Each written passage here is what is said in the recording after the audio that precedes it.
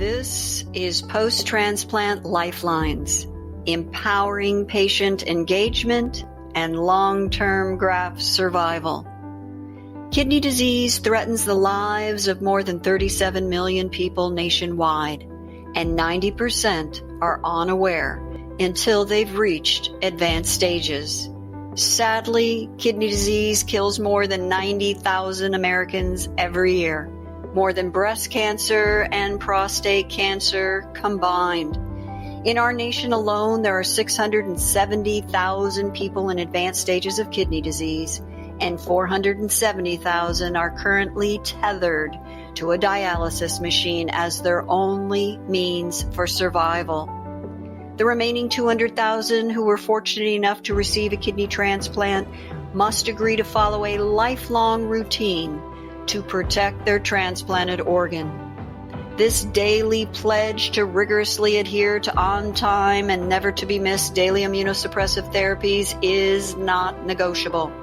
These medications are the recipient's lifeline to keeping their body from rejecting their new organ. The objective in immunosuppressive therapy is to lower the body's natural immune response by tricking the body into seeing the transplanted organ as one of its own, rather than a foreign object, so as not to trigger an attack where the body fights to reject the organ and eventually causes it to fail. As impressive as this medical marvel of distraction is, these medications do not come without their own health risks. They can be nephrotoxic, causing harm to the kidney and troubling side effects. They can also cause recipients to be more susceptible to infections and far more vulnerable to certain types of cancers. The goal in immunosuppressive therapy is to maintain the delicate balance between keeping the patient healthy and protecting and extending the life of the transplanted organ. This responsibility can be an overwhelming process for recipients who are not invited to actively engage in post-transplant dialogues. Recipients are eager to learn more and ask more questions and share their experiences, yet they find their voices muted from lengthy stints of time in between appointments. They'd like to understand how to manage their side effects and how their medications interact with other medications, including vitamins, supplements, and the foods they eat. They often wonder how their anti-rejection medications stack up to alternative medications, should they ever need to explore other options. They're curious about new transplant technologies, including less invasive surveillance tests that can flag and proactively treat early rejection episodes. All in all, recipients understand graft survival is dependent on their daily routines and their active partnerships in post-transplant care. They're fully committed to do whatever it takes, and they look for ongoing guidance from their kidney care team to help them champion their journey ahead. These are their stories.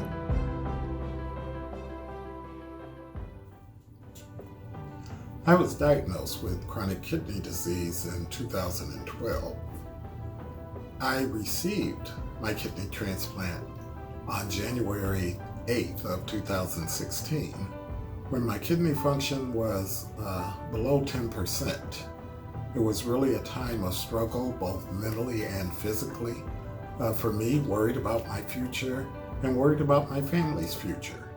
Now that I've received my transplant through the selfless act of a young lady who gave me one of her kidneys just because she wanted to help, my life has been full of ambition, full of joy and gratitude.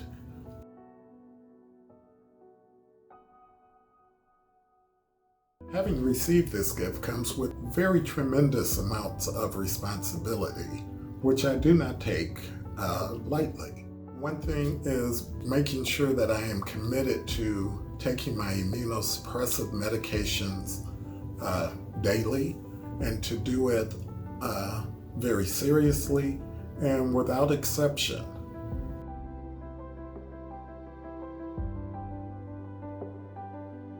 do wish that prior to my transplant that I had been able to have a more open lines of communication and partnership with my kidney care team that I had at the time.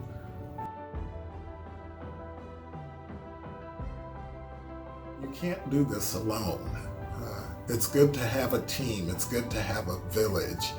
And I realize that now that I play a vital role in my transplant success, but it's always nice to have that backing behind you.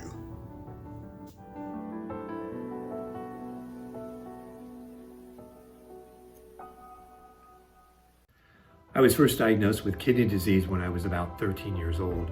I inherited polycystic kidney disease from my mom, so it really wasn't much of a surprise. I really didn't start having symptoms though until my late 40s. And once I started having symptoms and my health started to fail, I was of course worried about my future and my family's future, especially when my kidney function started to dip to about 10%. Fortunately, before I had to go on dialysis, I had a donor and I received a transplant at age 52, November 17th, 2010 to be specific. I just had my 10-year anniversary this year. Because of my donor and his selfless act, it really turned my life around and I'm able to now lead a full and productive life.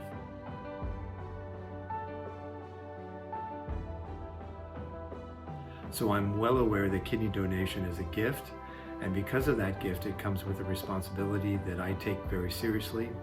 I take my meds twice daily, I keep my doctor appointments, and I see my nephrologist often, and I try to eat well and exercise.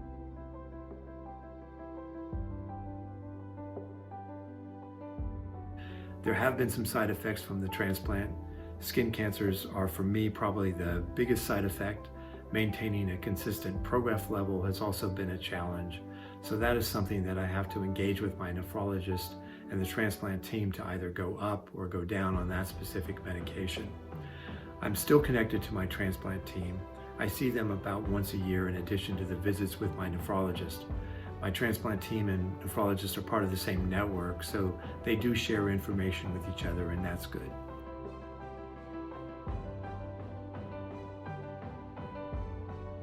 What I've benefited from is engaging my nephrologist and working with them to always understand what my given options are.